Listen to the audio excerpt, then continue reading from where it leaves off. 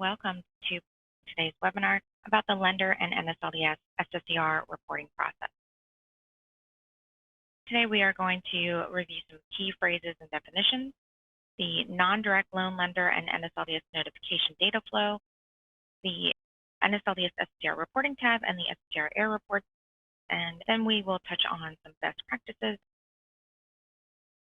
So the clearinghouse was created to serve as a trusted agent to our participating institutions, and our services are designed to facilitate compliance with FERPA, the Higher Education Act, and other applicable laws.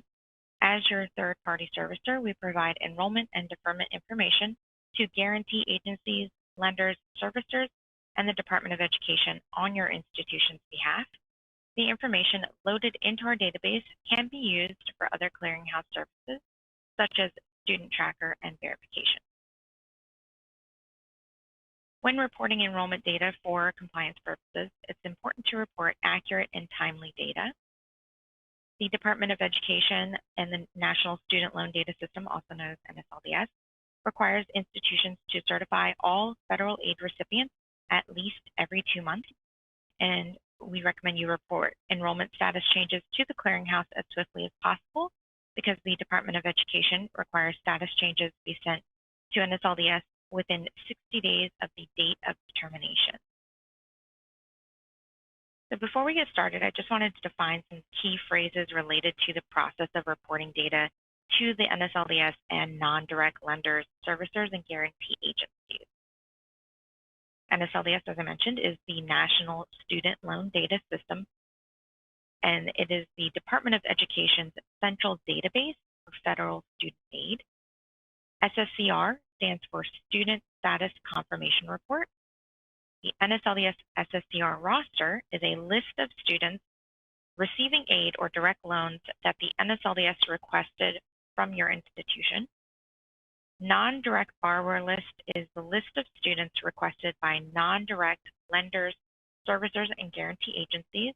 For the purpose of today's presentation, I may refer to these groups as just lenders. Ask, answer. The lender process and the NSLDS SSCR roster process are both what we call ask, answer processes. This means that we are only able to respond with the data from your institution that is attached to the requested SSN. We do not send over data for students that are not on these lists or are not eligible for the supplemental ads process.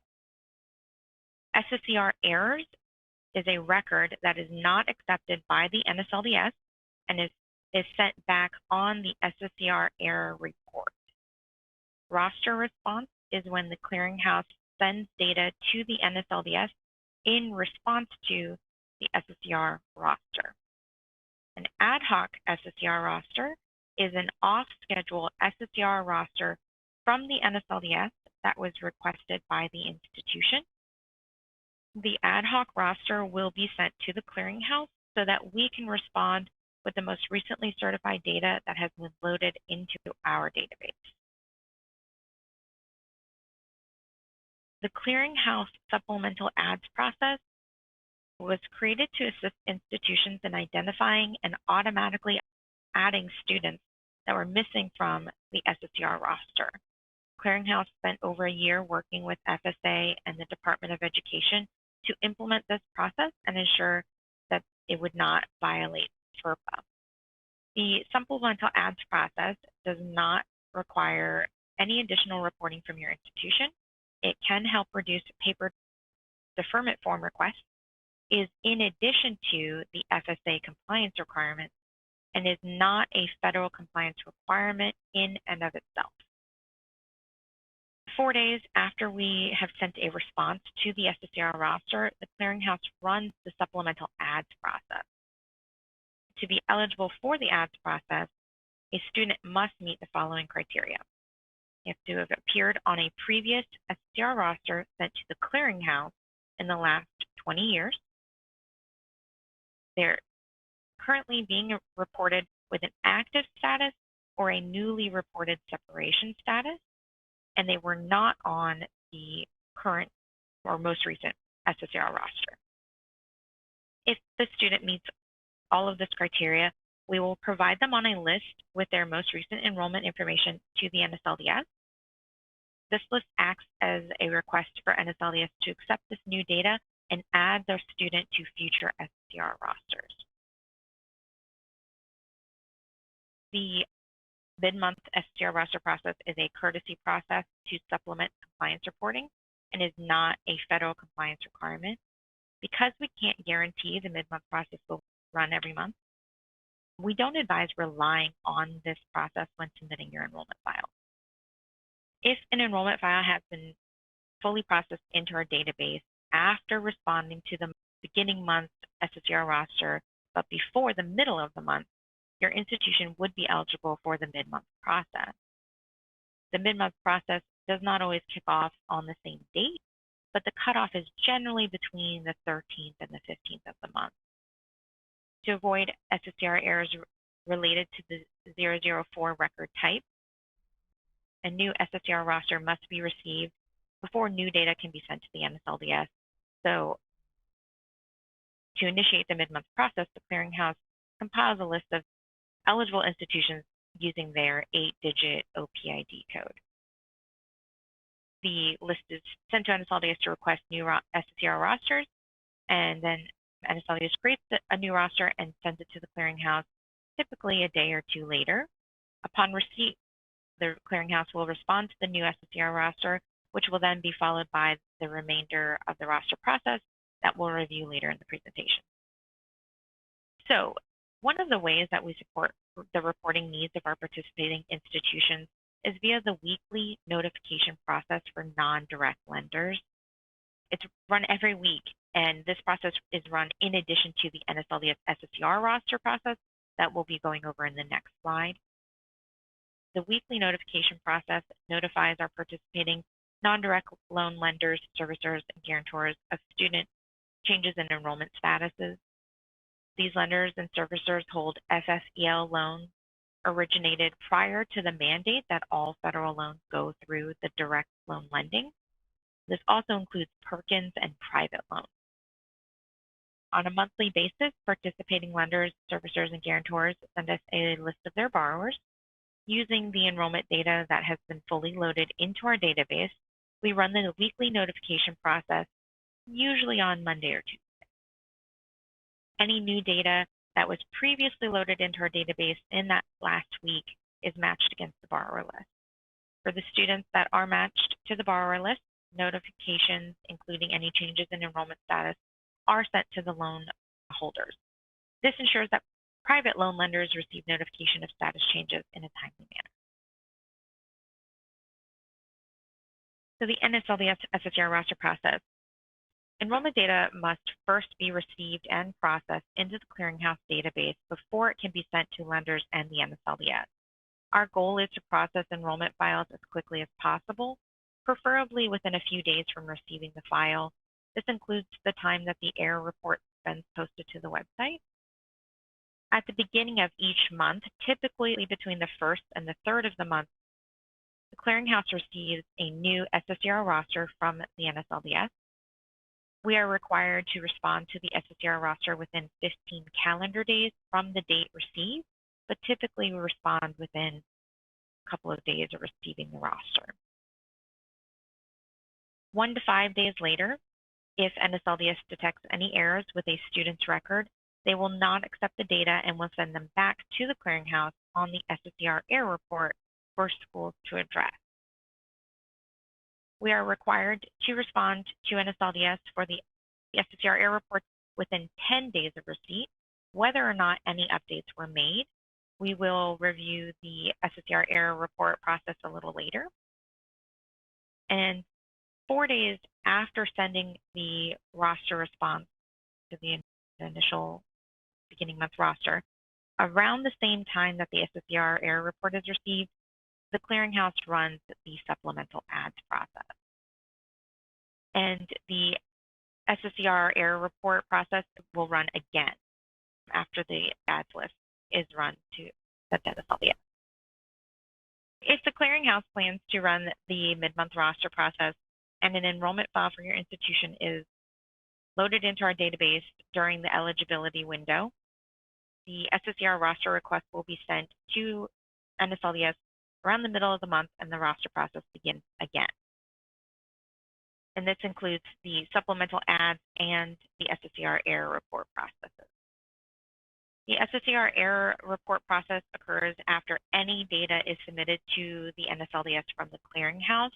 That means that you may receive a new error list when we respond to the SSCR roster at the beginning of the month, after the supplemental ads process, and/or if the mid-month process and ad hoc rosters are processed for your institution. When the clearinghouse receives NSLDS SSCR error reports for your institution, they will be posted on our secure site, and a notification will be sent to your contact at your institution. The NSLDS SSCR roster process is designed to obtain the current enrollment certified for a Title IV student. The clearinghouse responds to the NSLDS SSCR roster with the most current enrollment certified by your institution that has been fully loaded into our database. If you are scheduled to or are planning to send multiple files to the clearinghouse at one time or close together before we respond to NSLDS, please reach out to us so that we can assist with evaluating if ad hoc SSCR rosters are needed to be requested, or if the enrollment reporting schedule needs to be adjusted to best meet your institution's enrollment reporting needs. After NSLDS receives the SSCR roster response from the clearinghouse, they review the data and compare it to the information they have in their database. A record may get flagged as an error based on the NSLDS logic. NSLDS compiles the records onto the NSLDS SSCR error report and sends the list to the clearinghouse. At that time, we post error report to our secure site under the NSLDS reporting tab for your institution to review. Most clearinghouse schools do not incur SSCR errors. However, in the event that SSCR errors are received, clearinghouse notifies the school contacts via automated email. The email will advise that there are SSCR errors to review, along with a clearinghouse due date to complete the corrections in a timely manner. Responding to and correcting your SSCR errors is a compliance requirement, and corrections should be submitted to NSLDS within 10 days of receipt of the SSCR error report. The clearinghouse provides 8 days to allow for processing time. This presentation will not highlight any specific SSCR errors. However, there are tutorials available for the SSCR error corrections on the Clearinghouse Academy site. To access the SSCR error report, you will log into our secure website and click on the Student Reporting tab, then click the Data Reporting Dashboard link. There are 2 ways to navigate to the NSLDS SSCR Error tab. The first way is to navigate through the navigation menu on the left-hand side. The other way is through the Needs Immediate Attention box by selecting NSLDS Reporting Correct SSCR Error tile. This is an image of what you'll find under the NSLDS Reporting tab. Here's a breakdown of the different parts of the screen. The SSCR creation date is the date NSLDS created the SSCR roster. The NSC receive date is the date the clearinghouse received the roster. The NSC process date is the date that we fully processed the SSCR response to NSLDS.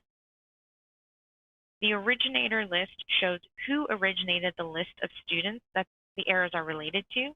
The NSLDS list is based off the NSLDS SSCR roster, and the CH list is based off of the ads file list that I went over a few slides ago.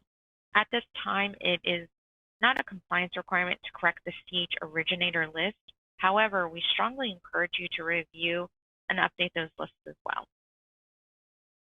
The error report receive date is the date that we received the SSCR error report from the NSLDS. The NSC due date is the date that we need the error corrections to be fully loaded into our database. It is the 8th day from the date we received the errors. We ask for corrections to be made by this date to allow for processing time.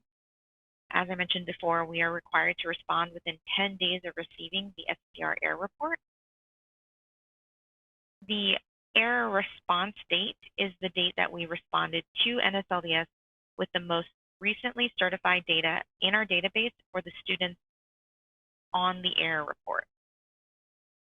The number of students with errors is the total number of students with SSCR errors. By clicking this hyperlinked number, you will be able to access the error report. The NSLDS error code and number with errors breaks down which errors are present and how many records are impacted by that specific error code. Some things to keep in mind when viewing these errors: only work the most recent error list for each originator. Errors can oftentimes self-correct, and that will be reflected on the new error list. Continuing to work an older error list could create issues and additional work if the record has already been corrected. Please note that corrections can only be made through each specific SSCR error report up to 30 days after the error report receive date. After 30 days, the SSN hyperlinks will be deactivated. However, even though the links are deactivated, you will still be able to see the list. And that is because these screens are static, meaning record numbers will not change and the students will not disappear from the list as they are updated. And this just allows you to refer back to the list in the future. Before we move on to the SSCR Error tab, I just wanted to take this time to mention a reminder about online updates. Most online updates cannot be submitted or processed when a file is in-house. If you attempt to update a student's record and the file in-house is preventing you from submitting the update, you will encounter an alert box like the one pictured here. The alert advises you to reach out to the clearinghouse for assistance. If the update is for a student that is being reported on the current enrollment file in-house, reach out to the assigned analyst to determine if the information that needs to be updated is reflected on the current file, or see if the change can be made on the file before it's processed. Factors such as certification date and the type of update will determine if they can apply the change to the file or not. If the student is not being reported on the current enrollment file, the analyst assigned to your file will not be able to perform the update on your behalf. So we ask that you avoid sending the information to them that needs to be updated. Instead, you can reach out to check on the status of the file.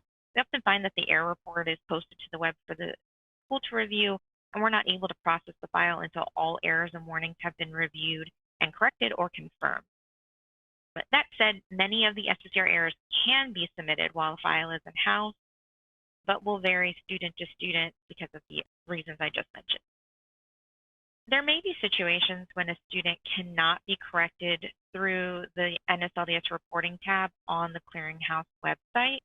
These situations are the student, as I mentioned, the student is on an in-house enrollment file.